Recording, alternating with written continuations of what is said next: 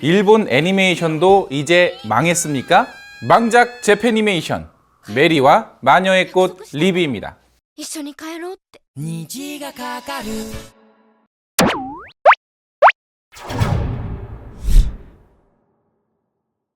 도시에서 시골로 이사를 온 메리는 어느 날 길 잃은 고양이를 따라갔다가 신비한 숲으로 들어갑니다.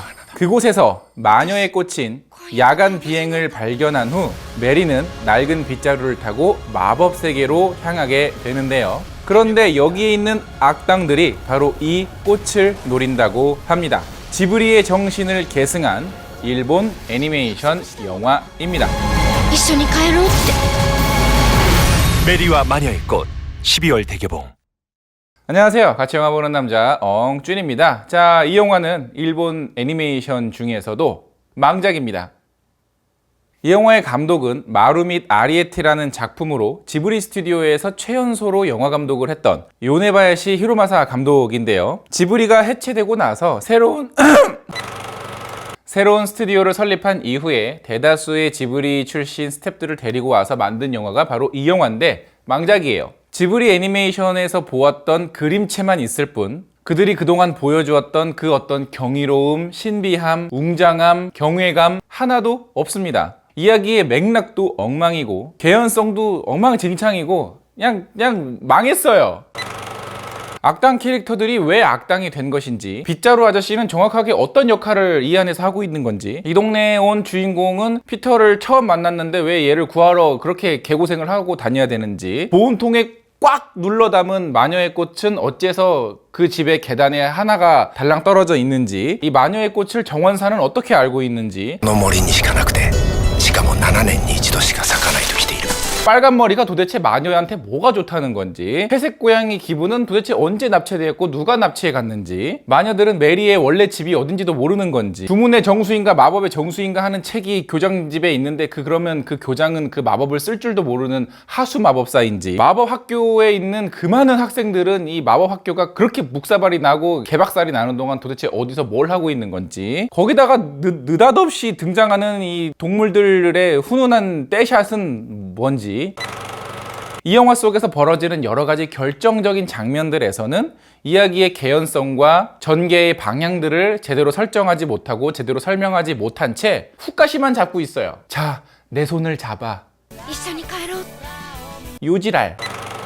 이 주인공 둘은 만난 지 하루밖에 안 됐거든요. 처음 본 사람들이에요. 어떻게 이렇게 하루밖에 안 된 주인공, 잠깐 한 5분 봤나 얘네들? 이런 주인공들이 어떻게 이렇게 애틋한 감정을 가지고 서로를 구원하고 서로에게 막 희생하고 막 이런, 물론 하루밖에 안 되어도 처음 만났어도 애틋할 수 있습니다. 그쵸? 뭐 예를 들어서 첫눈에 사랑에 빠졌다거나 어떤 묘한 교감이 있었다거나, 그러나 이 영화 속에서는 그런 그 어떤 첫사랑의 불꽃과 스파크가 하나도 없어요. 그냥 만나서 서로 티격태격한 게 전부라고요. 그리고 이 영화는 원작 소설이 있죠.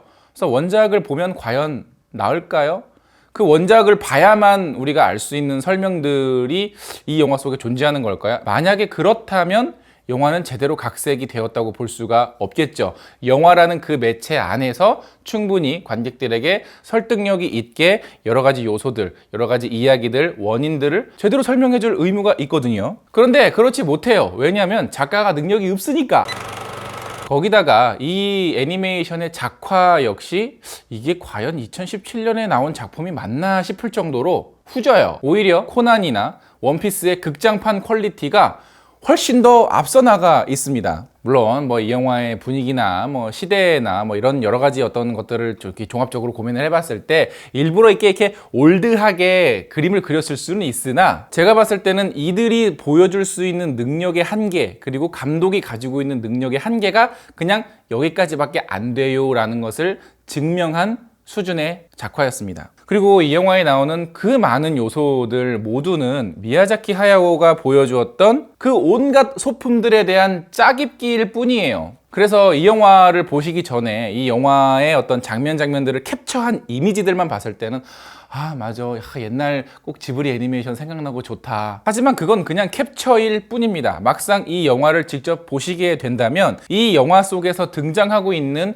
그 많은 캐릭터들 중에서 내가 갖고 싶은, 만나고 싶은, 그리고 나에게 어떤 인상을 주고 영감을 주는 캐릭터는 단 1도 없어요. 영화의 배경은 유럽이지만 의상이나 인테리어, 행동들은 지극히 일본스러워서 과연 이분들이 캐릭터 디자인이나 프로덕션 디자인에서 고민을 한 게 있을까? 뭔가 고증을 한 게 있을까? 라는 의구심을 많이 갖게 하죠. 또 이 영화에서 주 무대로 등장하는 마법 학교라는 공간이 주는 매력도 1도 없어요. 그냥 뭔가 이렇게 초등학생이 대충 크레파스로 그려놓은 마법의 성을 그냥 영화에서 애니메이션으로 묘사한 것밖에 안 되는 수준? 그래서 사실 이런 장르의 애니메이션이나 영화에서는 주인공이 새로운 무대, 새로운 세계로 탁 갔을 때 거기서 관객들과 주인공이 하나가 돼서 느끼는 어떤 신비로움, 어떤 신선함, 경이로움 이런 것들을 느껴야 되는데 그냥 괴기스럽게 생긴 다양한 오브제들이 여기저기 그냥 난잡하게 깔려만 있을 뿐 아무런 매력을 전달하고 있지 못하고 있습니다. 사실 해리포터라든가 신비한 동물사전이라는 영화를 보면서도 우리는 이 주인공들과 동화돼서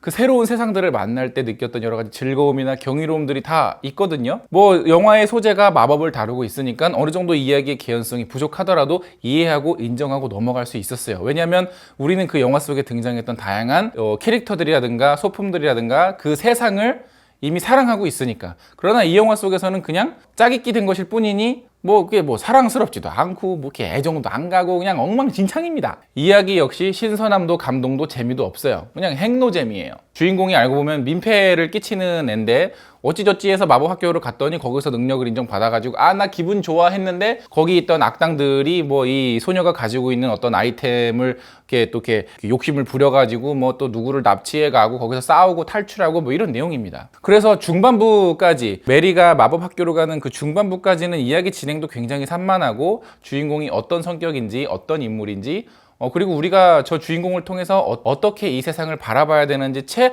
알지도 못한 채 그냥 뭐 사건만 정신없이 흘러갈 뿐이죠. 결과적으로 이 영화는 그동안 감독이 좋아해왔던 애니메이션들의 향수를 아무런 고민 없이 쭉 나열해 놓고 자 이제 이거 보면서 니들 그 옛날에 봤던 애니메이션들 좀 이렇게 많이들 좀 이렇게 추억들 좀 하고 나도 좀 추억도 좀 하고 근데 있잖아 나 이야기는 진짜 못 만들어. 하지만 니들이 보는 장면은 되게 익숙하고 낯익을 거야. 왜냐면 내가 어렸을 때부터 보고 자란 장면들이 최 그런 것 뿐이라 내가 할 줄 아는 이야기는 그런 거밖에 없거든. 그리고 내가 그림을 못 그려가지고 그림체도 지브리 애니메이션체로 그렸어. 심지어 우리 회사 로고도 지브리 스튜디오 그냥 그대로 따라했다? 어때? 내 영화에서 지브리의 향수가 느껴지지? 그러니까 우리가 영화를 진짜 못 만들어도 못 만들었다고 하지 말아줘.